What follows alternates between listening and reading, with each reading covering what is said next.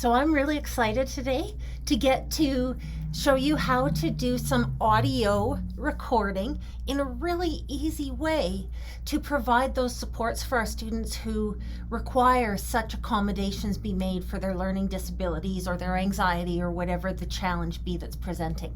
So I'm going to show you off the top an exam that I've done with audio recording, and then I'm going to show you how I did it. So my first objective with this was to try to reduce the cognitive load for these kids who struggle with reading or struggle with reading comprehension, but we want to have accurate assessments as to our curricular outcomes. And so we provide them with some of the audio to take that burden off. The challenge is that in trying to take the burden off, sometimes we actually replace it with a different burden. And what I'm thinking of is if we give them a folder full of audio files, we're basically asking them to read the titles of the audio files. So instead of reading the exam and reading the questions, they're going to read file names. I'm not confident that that is really solving the problem as thoroughly as we could solve it. So what I've done is I've used a Chrome extension, so this is easily done on a Chromebook, and I have audio recorded the readings and the questions, and then I've put them into slides that are designed to mirror what a paper exam looks like. So I did resize the Google Sheet just by going into page setup, and I changed it to be a sheet of paper. Now, I'll be really honest, I don't know that I had any reason for doing that other than my own headspace and envisioning of how I was going to create this. So it's designed that it could easily be printed, even though it's not meant to be printed. So I'll just address that up front. It's part of how I got a little more real estate, really, on these slides. I had a little more room for the icons and the text that accompanies the icons. So I'm going to show you what I've got here. So this is the audio questions booklet, and this is the readings booklet. So for the diploma exam, our students would have a paper copy of this. They would have a paper booklet for their readings, and they would have a paper booklet for the questions. So I've done the same thing, but I've tried to set it up in a digital form that replicates the paper form. So if we go into the readings booklet, we've got section 1, questions 1 through 9, and the name of the reading, which in this instance is Brick Box. Then we've got section 2, we've got some definitions that were provided in the paper copy. Over here, we've got our questions. So here's section 1, and that correlates back here to Brick Box. So questions 1 through 9, we've got our instructions, and then we've got questions 1 through 9. Then we've got a visual separator, and there begins section 2. So if a kid is doing the exam, they're going to just hover over top of one of these speaker buttons, and they're going to hit play. Read the prose poem on page 1 of your reading booklet. And they could listen to that feasibly as many times as they want to, and everything's divided up question by question, so they can listen to the questions more than one time if they need to, or if they need to come back to one because they're straight up not sure of the answer and they want to just leave it till later. Like a student taking a paper test would, this is going to facilitate that same test-taking strategy. So we are not restricting their ability to employ good test-taking strategies simply because we are providing an audio accommodation. So I'm going to close these down, and I'm going to walk you through how I went about doing that, because I will be really honest, I ended up using a utility on a Chromebook that I did not expect to use. I had previously looked at it, and I had kind of discarded it, and I now realize what a mistake that was on my part. So I'm going to walk you through this, and I'm going to be really transparent and upfront about my erroneous thinking as it pertains to this particular utility. So what we're looking for is a little extension called MicNote. And I looked at MicNote a few months back, and I was sorely mistaken when I thought that it was confusing and really was not going to suit the task at hand. Totally wrong. So you can see on the Chrome Web Store, the icon is the little blue square with the microphone image on it. And mine just says Launch App because I've already got MicNote in place. If I'm on a Chromebook, I can also probably find it once I've got it installed in that icon tray to the bottom of the screen where all of my apps and other programs are stored. So we're just going to launch this. And one of the things I really like about MicNote is that it comes in as a little dialog box all of its own. And so we can move it around on the screen and we can set it up so we can see what we're reading and we can see how we're recording at the same time. And we don't even have to get into split screens to do that. So we're just going to close that down. And then we're going to come over here and we're just going to make sure that I've got my folder ready. So I'm going to do the demo exam, and inside of it, we've got the questions audio booklet. So I've got that open right here, and I've got the readings audio booklet. I've got the test itself. There's the reading comprehension passage, and there's the questions. And for this demo, I just went to problematic. If you're not aware of problematic, there are some really good tools over here for teachers. This is all open sourced questions from exams found around the United States and around Canada, primarily of the high school level. So I just went in real quick and set up a reading comprehension demonstration. And so I'm going to demonstrate for you how to use MicNote to make these recordings. Okay, so before we get started, I'm going to address here where my confusion lie the first time I tried to use MicNote. And the challenge I was up against was that it was recording the audio in a proprietary format. It was saving them as .micnote or .micnote files. And those aren't useful outside of the MicNote application. So what I have to do is I have to do a couple of settings changes inside of MicNote to make sure that it is saving in a standardized format. Specifically, we want MP3s. So before I get started, I'm going to delete these other notes simply because, oh, hey, there's a trash box. Well, let's find the trash box and let's empty it. So to empty that trash box, I'm just going to come up here to Note, and there's my trash box. And down at the bottom of it, I can empty it. And I have all of these audio files in my Google Drive, so I am not the least bit worried about emptying my trash box. In fact, that's good for me to know that there is a trash box and that it has a maximum number of notes totaling to 100. So I'm just going to get rid of the rest of these notes so that as I start my recording now for today's test, I've got this clear over here because that's going to assist me with remaining organized as I record this exam. So to get my settings set up, I need to go under this options menu and I need to go into settings. And so the first thing we want to look at is we want to look at the database. And that sounds all intimidating and everything because it sounds so formal, right?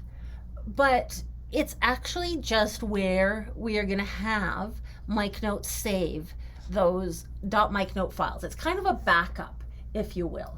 So I'm going to pick where I want this to be in my Google Drive, and I'm just going to put those ones into the folder that MicNote created for me called My MicNotes. So I'm going to select that as being a good place to store the MicNote files. The second thing we want to take a look at here is this auto export, because this is really the important part. This first part, that's your safety net. That's the database folder. It's just going to save some file content in there so that if we need to resuscitate something in the future, it's there. So once we've set that, we can just forget about it. Go to auto export each time that you start a new MicNote project. So your database, you can set that up once, and then for the rest of your time using MicNote, it's going to save those files for you. Auto export, we're going to want to define that each time we start a new project. So my options are disable, and that's probably where the auto export is going to be when you first come in. MicNote is set up to facilitate users using all of the features in MicNote, which are far more robust than just the audio recording. But we're looking for the recordings in an MP3 format. So we're going to choose Google Drive as where we want the auto export to go. And then we can go in and we can select the format. So the first time you use MicNote, when you come into this settings, it's going to have .micnote checked off, and MP3 format not checked off. I want that to be the opposite. I don't need to have it saving these .micnote files for me because those are backing up into that database folder. And as I mentioned before, .micnote is not a universal file extension. It's really useless outside of the MicNote application. So if you want to keep those, if you use more with MicNote than just what we're talking about here, by all means, have it save those as well. But for me and the purposes I'm demonstrating today, I don't need those.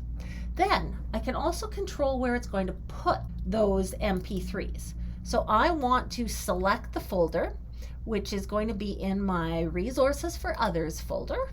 And then I've got an exam folder in here with the demo exam that we're going to be recording today. So let's go into exams, and we're going to go into my demo exam, and we're going to put the audio files right there in the folder that I've got ready for my exam called audio files. So let's select that.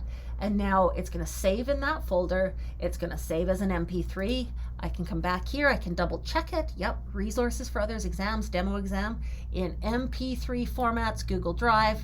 We're good. Account just shows you what your MicNote account is. And general has some things you could adjust. I am using MicNote with no adjustments made to any of these things, but do feel free to look through those and adjust things as you see fit.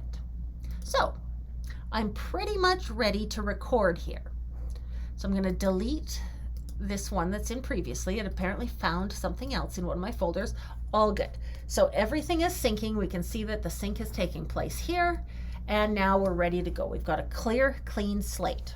I'm going to open my exam, and then I'm going to click again on MicNote to just bring it up. And you'll see I can set it so that I can read what's above it, but I'm still going to be able to see what it's doing down here on the recording. When we want to record in MicNote, the first thing we need to do is we need to click on this icon here for New Note. And that's going to give me a new MicNote. And you'll note that it's right now unnamed, and over here it is unnamed. I'm going to click in, and I'm going to call it Demo Exam Passage 1. And I'm giving it the 1 because if I were actually recording an exam, I would probably have 3 or 4 or 5 or maybe even more passages to read. For the demonstration, I just have the 1 to demonstrate with, but I would number them for myself for the sake of my own organization. Now, when I click away, you're going to see that unnamed note is going to rename itself to the title of this note. So just like that, I've got it named here, and that's how it's going to go into my Google Drive folder. So I'm going to just slide this down so I can see the text that I'm going to read. When I click this button, it's going to start recording. When I am done reading, I click it again, and it will stop recording. One of the things that I liked about MicNote, and it was one of the reasons for choosing it over some of the other audio utilities out there, is it will let you do up to 240 minutes of audio recording, where other applications were capping things at 5 minutes or 10 minutes in length. And depending on what we're recording for our students with their learning disabilities, we might need more than 5 or 10 minutes to record what we're trying to record.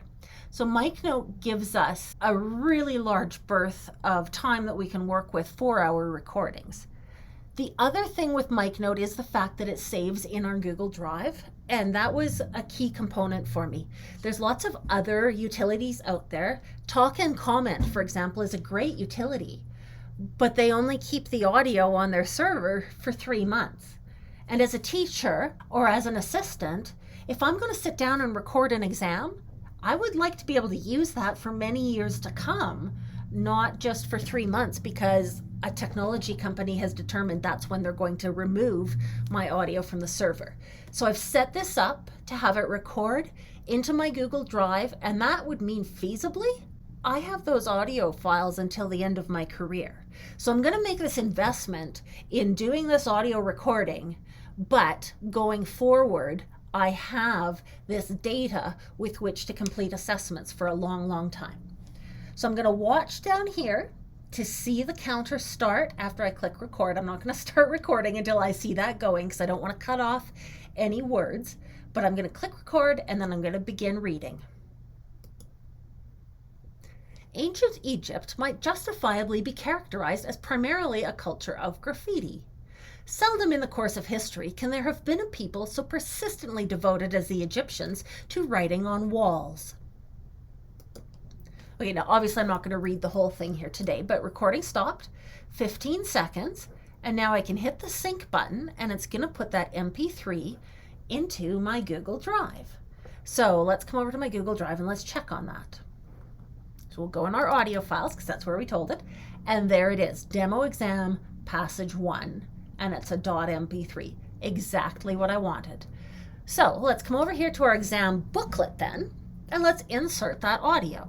So I'm going to go Insert Audio, and this is why I use slides. I use slides over docs almost 100% of the time, and this is why. Because I can bring in things like this that are just so easy. Now when you come in, it may be in My Drive. I have My Drive set up to show me my most recent stuff, where some people have it set up to alphabetize. If yours is set to alphabetize, you can adjust it by either clicking over here, or you can come into recent and it's going to show you just the most recent stuff. So I'll take the demo exam passage number 1, and there's my little sound icon. So let's bring that down here. And so now we've got our sound icon. Let's bring in a text box and we'll give it a title. So reading passage 1, and I'm just going to give it an arbitrary name because on my problematic test here, it has not given the reading passage a name. But if we were looking at an Alberta Provincial Achievement Test or an Alberta Diploma exam, the passages typically have a title to them. So I'm just going to call this Ancient Egypt because that at least gives my students some idea of what that would be. And I'm going to bold this, and there's the title, and I'm going to just kind of center a little bit. I can nudge things around, and we're ready to read it. Click play. Ancient Egypt. Okay, so that's working. So we've got the first bit going now, where we've got the passage that we are going to be testing the kids on placed into the readings booklet. So now we're going to open the questions booklet, and let's go record some questions. So I'm going to go back into my document here, and we're going to start recording the questions. Now, one of the things I would really advocate that you do is have a plan in place before you start recording for how you're going to name things. And I'm going to show you my naming convention, and I'm going to explain it because it saves me time. To do a new recording, I'm going to hit the new note button. That gives me another note here. And again, I'm going to click in. And so I'm going to call this Q01 demo. Now, my reasons for doing this, I'm putting the number at the beginning so that when it goes in that folder, they're going to go in the order that I want them to appear on the test. It's going to keep my alphabetizing in my Google Drive in the order that these belong on the test. Now the question may come up, what's with the 0?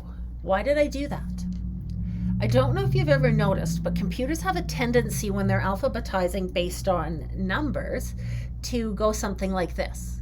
Question 1, question 10, question 11, 12, on through to 19. After 19 will come 2, then 20, 21, 22. The reason for that goes right back to the binary code level. And so the way around it is to place hold the tens position.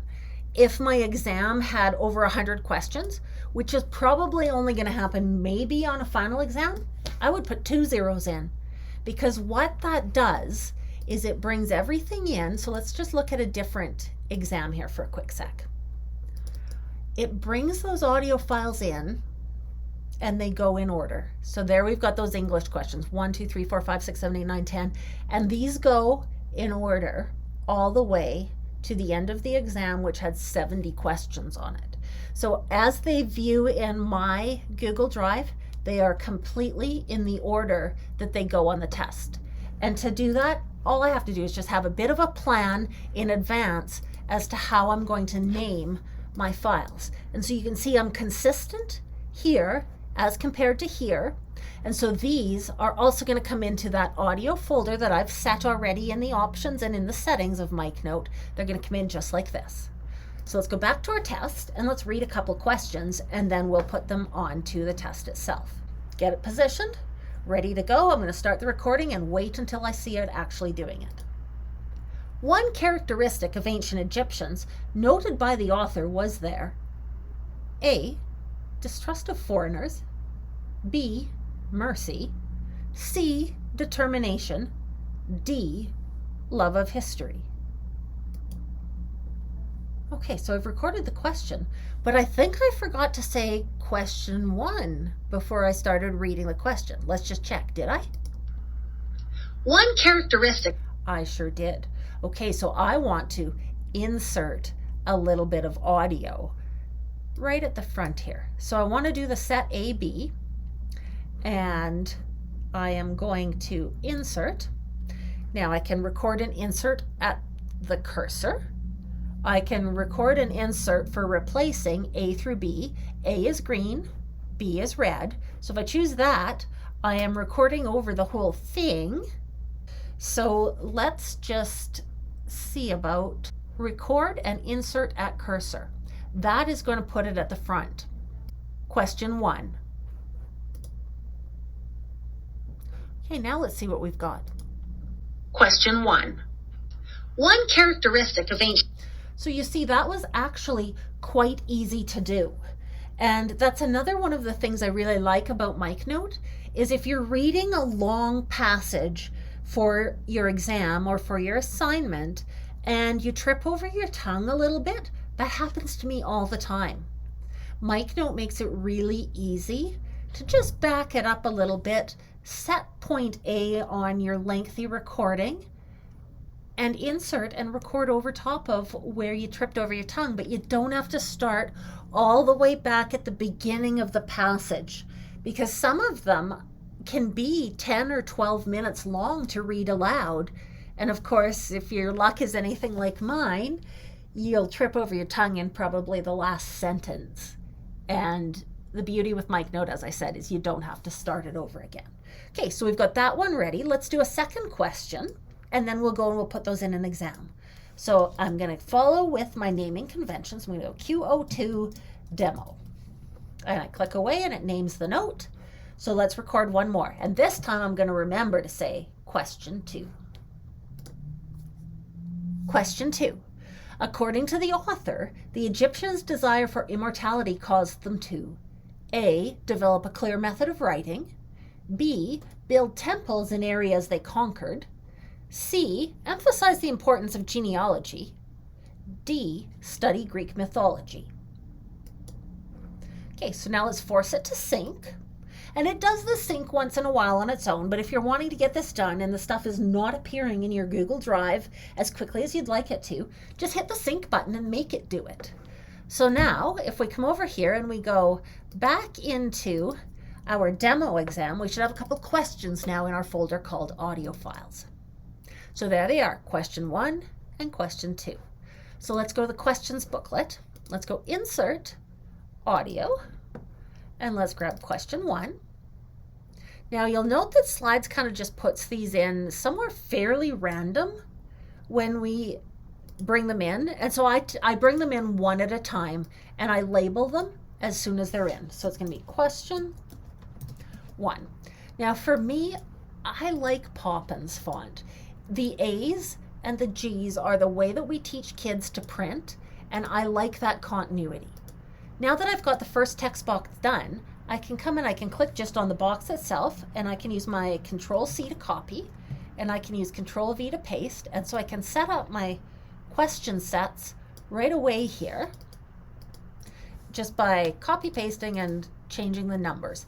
Now truly, once you have an exam done this way, you could actually copy the whole booklet and not have to redo all of the question labeling. You just have to take out the audio and replace it with the next test's audio. So the make a copy can be really quite valuable.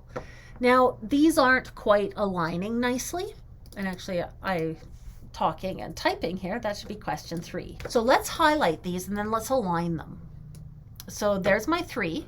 And if I come up onto, because we're working on Slides, which is for publishing and publishing nicely, I'm going to choose Align, and I'm going to choose Left. And now they're all in a nice straight line. So that looks a lot tidier. Then we'll go Insert Audio, and I'm going to bring in question 2. And because I have named things really carefully before I started and I've dedicated where I'm going to be saving them, it's really easy now to just bring my audio in. Same thing goes with the icons. If they don't come in and line up nicely, we can do arrange, and we can align, and we can align them left, and now those are in a nice straight line, the questions are in a nice straight line, and I can just carry on reading the questions from my exam. And on exam day, I've got the reading passages pre-recorded for my students, I've got the questions pre-recorded for my students, and next year I have this test recorded and ready to go. And the year after that, and if I needed to change things up a little bit and I only wanted to put these questions into a test, do a cut and paste and make some adjustments, totally doable, because I have recorded all of my audios as separate files. So this is advantage to your student, and this is advantage to you, the teacher, as well. So this was a really quick and easy way to do an audio recording for an exam, and this is where I issue my formal apology to Mike Note for having misunderstood the value of this program, and I will put it out to my broader audience of teachers and say this one is really worth it, and I was wrong. So I hope this helps you. I hope this helps you set up for some really good supports for the students who need them without a lot of burden on your shoulders to do it. So thanks for watching.